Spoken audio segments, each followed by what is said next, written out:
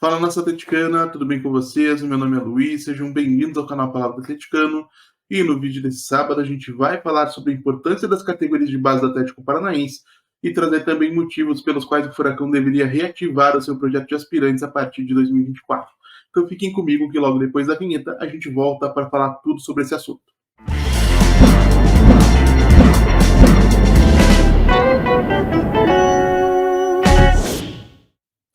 E se você está chegando agora, eu peço que deixe seu like, se inscreva no canal, acione o sininho para receber notificações de cada novo vídeo publicado, compartilhe conteúdo em redes sociais, grupos de WhatsApp e Telegram sobre o Atlético Paranaense, porque assim você faz com que mais gente conheça o conteúdo produzido por aqui e ajuda a fortalecer esse nosso projeto.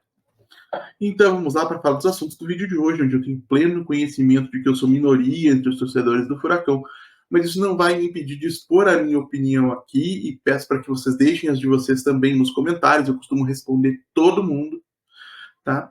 E aproveitando como pano de fundo os excelentes resultados que o Atlético conseguiu em enfrentamentos nas categorias de base durante o dia de hoje, eu gostaria de discutir com vocês a importância das categorias de base para o projeto esportivo do Atlético e vou defender aqui abertamente o retorno da equipe de aspirantes para o Campeonato Paranaense do ano que vem. Primeiramente, eu acho que a gente tem que relembrar que em todas as conquistas importantes da história do clube, ou mais importantes a nível nacional e internacional, a gente teve um envolvimento muito direto de jogadores de destaques oriundos das categorias de base do Atlético. Para não fazer desse vídeo um documentário, eu vou trazer um recorte dos últimos 5 anos, né, desde 2018.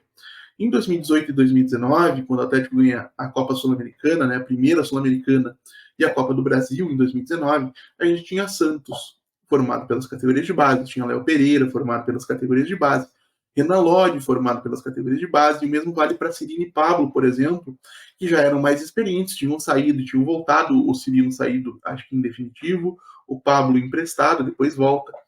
E quando a gente fala em Copa Sul-Americana de 2021, apesar de a gente só ter o Santos titular, a gente tinha um Christian, que entrou durante o segundo tempo, a gente tinha Kelvin e Bento no banco, e fora todos esses jogadores que eu mencionei, que são realmente oriundos da base do Atlético, a gente tem uma série de jogadores jovens sendo aproveitados, isso vale para o Bruno Guimarães, por exemplo, em 18 e 19, e para o Eric, o Abner, em 2021, que foram contratados pelo Atlético muito cedo, e isso também e também acabaram em algum momento passando pela equipe de aspirantes. Acho que o Abner acho que é a única exceção.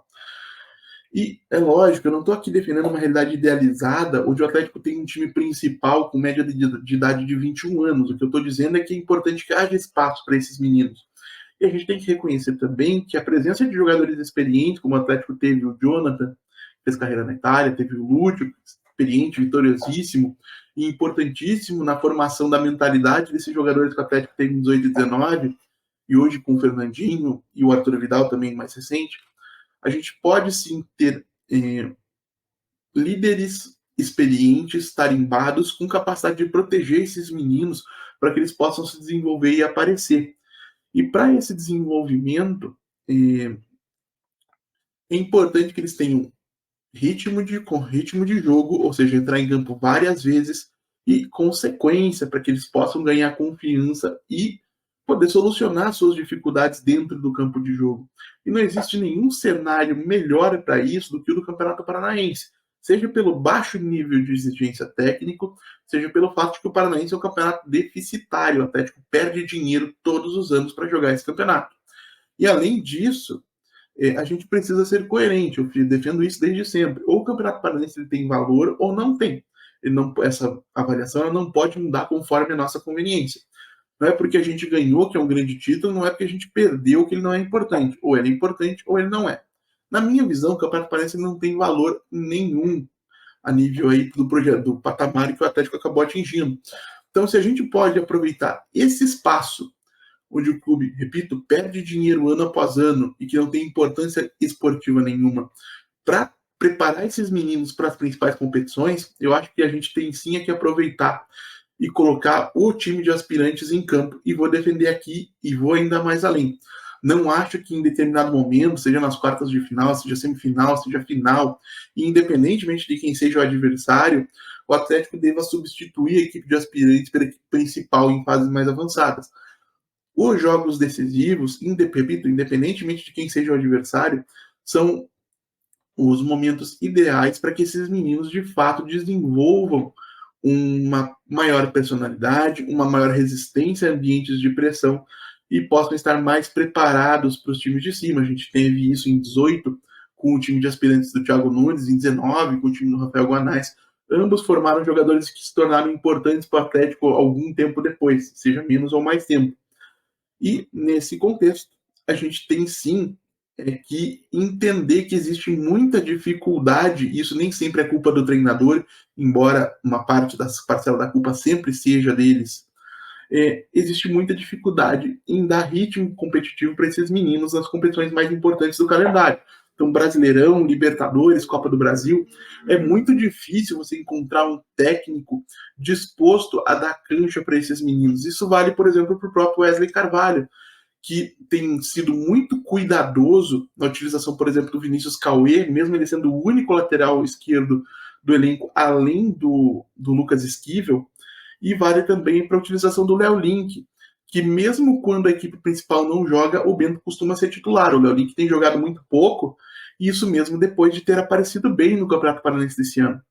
Então, quando a gente tem um técnico que é experiente nas categorias de base, como é o Wesley Carvalho, e é mesmo assim muito reticente em usar os jogadores formados no clube nesse contexto mais competitivo, a gente entende que existe sim muita importância em saber aproveitar esse Campeonato Paranaense para formar esses meninos. E eu não falo aqui só das categorias de base, tá, gente? É lógico que existem dentro do elenco principal alguns jogadores jovens que não têm sido aproveitados aí com frequência, que a gente poderia sim observar melhor nesse cenário de Campeonato Paranaense. Isso vale para Mikael, Gabriel Pereira, que são os goleiros, o próprio Kaique Rocha, que tem sido pouco aproveitado, é muito jovem ainda, poderia adquirir ritmo de jogo e a gente poder avaliá-lo melhor durante o Campeonato Paranaense. O mesmo vale para o Vinícius Cauê, vale para Danielzinho e Emerson, que foram promovidos ao elenco principal nessa temporada, e vale também para o RH, que muita gente tem expectativa, outros já desistiram, e eu lamento informar aqui para ambos os lados que ambos estão errados, tá? Pelo pouquíssimo que a gente viu do RH, não justifica a gente achar que ele é um craque, como também não justifica a gente descartá-lo já como um jogador que não serve, o que a gente precisa dar espaço e tempo para que ele se desenvolva. O Paranaense, repito, é um cenário ideal para isso. E além desses meninos da equipe principal, a gente tem jogadores interessantes nas equipes de base, tá? O Atlético acabou de contratar o Lucas Beleze, zagueiro formado aí pela base do Corinthians, que tem aí passagens pelas seleções brasileiras. Poderia ser utilizado pelas seleções brasileiras de base, lógico.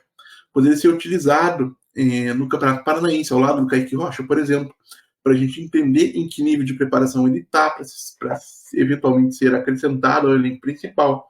O mesmo vale para um Léo Derek, que é um lateral extremamente ofensivo, quem acompanha as equipes de base do Furacão costuma gostar bastante dele. Vale para Carlos Eduardo Biro, volante extremamente talentoso da equipe sub-20, mesmo a equipe sub-20 onde se destaca o Dudu, meio atacante aí, que é uma das principais promessas do Atlético a médio e longo prazo, a curto e médio prazo, desculpem. E a gente tem também, lógico, Felipe Chiquete. Todos esses meninos poderiam juntos formar um time suficientemente competente tecnicamente para disputar o Paranaense do ano que vem, com chances de ser campeão. E formado esse time, alguns deles poderiam se mostrar prontos para fazerem parte do elenco de 2024, e eu acho isso importante. Não só porque, repito, o Atlético teve muito sucesso quando soube mesclar os frutos das suas categorias de base com jogadores mais experientes, mas também porque o dinheiro que entra nas vendas desses meninos no futuro tem sido o financiador dos investimentos que o Atlético tem feito. Até o próprio Bruno Zapelli, que chegou aí recentemente. É justamente pelo fato de vender bem os seus jovens talentos que o Atlético tem capacidade de trazer outros novos talentos. E é esse ciclo que mantém o projeto esportivo do clube rodando. Então é importantíssimo que a gente entenda isso. E antes que alguém venha defender a necessidade de você adquirir ritmo de jogo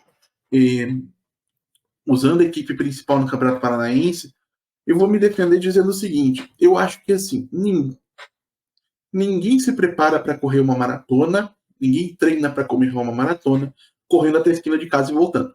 Então não adianta a gente fazer de conta que o Campeonato Paranaense vai preparar nossa equipe para a estreia da Libertadores, por exemplo, do Campeonato Brasileiro. Se muito, vai dar um pouco de ritmo de jogo. E esse ritmo de jogo ele poderia ser adquirido muito tranquilamente em partidas amistosas. Agora é lógico, e essa aqui fica a minha crítica registrada à diretoria. Não dá para ser essa coisa preguiçosa que a gente viu nos últimos anos.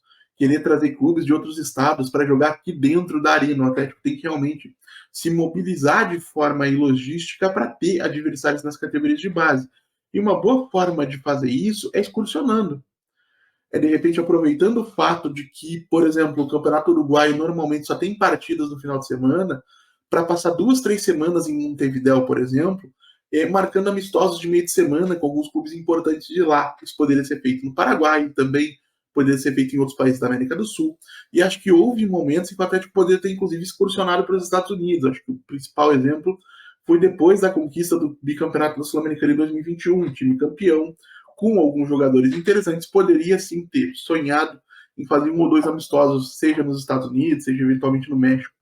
E se o Atlético fizer isso, não só vai adquirir um ritmo de jogo melhor do que faria enfrentando os adversários fracos do Campeonato Paranaense, como vai fortalecer a sua marca a nível continental, algo que é importantíssimo para o crescimento, né, para a continuidade do crescimento do clube, tanto a nível brasileiro quanto a nível sul-americano.